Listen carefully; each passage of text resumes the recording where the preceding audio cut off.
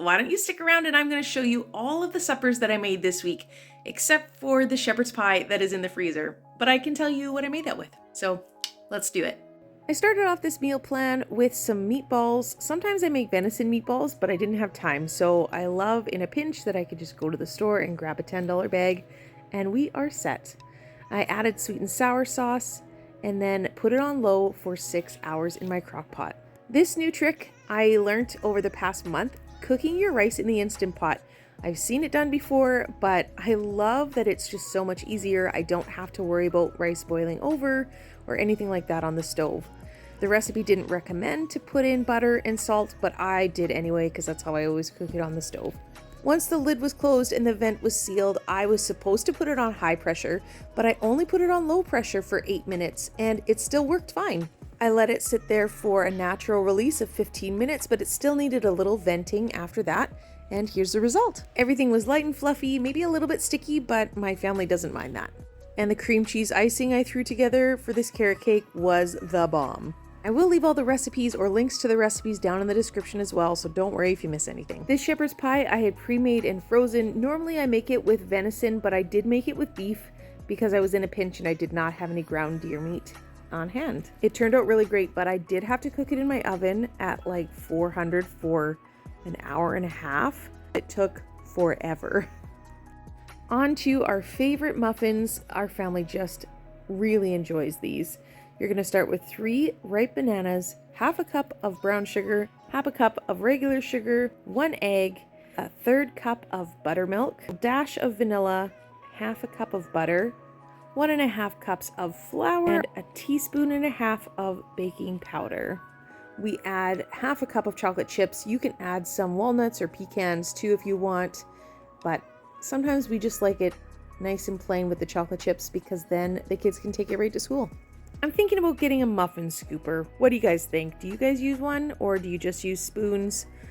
Let me know down in the comments. I read recently to chill your muffin batter before you use it, and so that's what I did this time, and I'm so glad that I did. My kids like devoured them.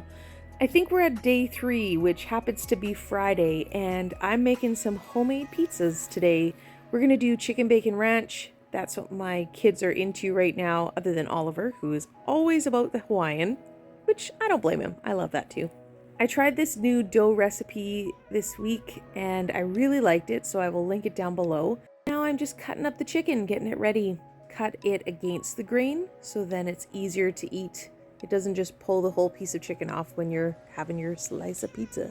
I have to say, my yeast was very active this week, which is great because last time when I made pizzas, different recipe, I did not love it. And probably because I didn't let my yeast bloom enough. And so you let it bloom and it does really good things for you. I've been trying this new thing where I add seasoning to the dough and I've really liked it. The kids have loved it. I put garlic powder, oregano, and parsley together. Normally I mix it into the dough when it's in my mixer, but I had totally forgotten. So I just worked it in when I was kneading it on my counter and it worked really good.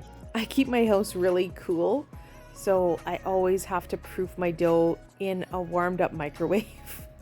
I know it might seem really silly, but seriously, my house is like freezing in the wintertime. I do it for my husband who sweats in a snowbank.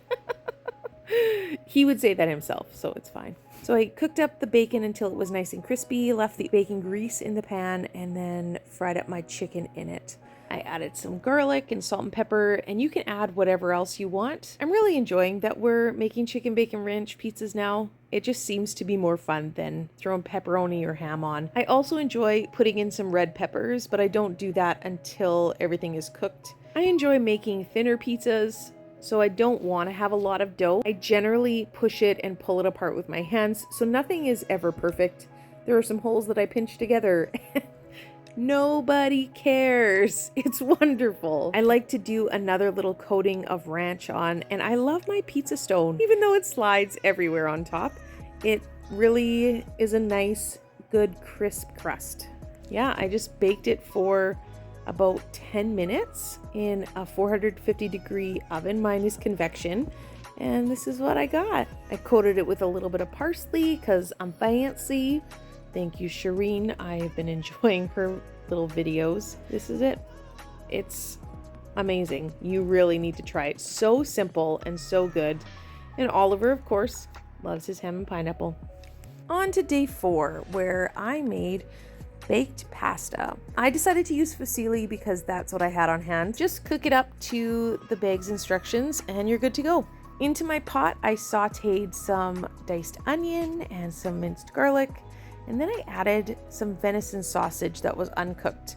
I would normally do this with just ground venison, but we didn't have that on hand. Then I added a bell pepper, some crushed tomatoes, and a can of mushrooms with the liquid.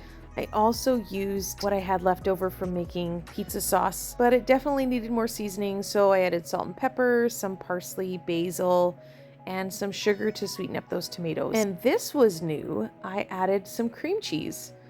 I have so much cream cheese to use up. I thought this would be a great option.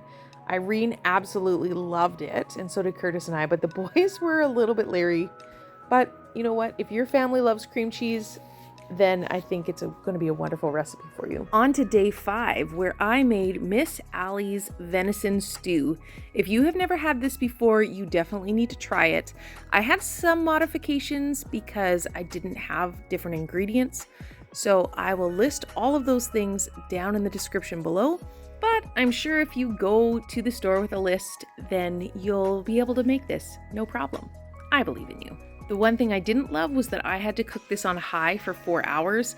My potatoes were a bit big, so they weren't totally cooked all the way. Low and slow, 6 to 8 hours, that's the ticket. And how can you have stew or soup without a good biscuit or bun? Here's my biscuit recipe, and here's the moment that I realized I didn't put baking powder in when I was supposed to.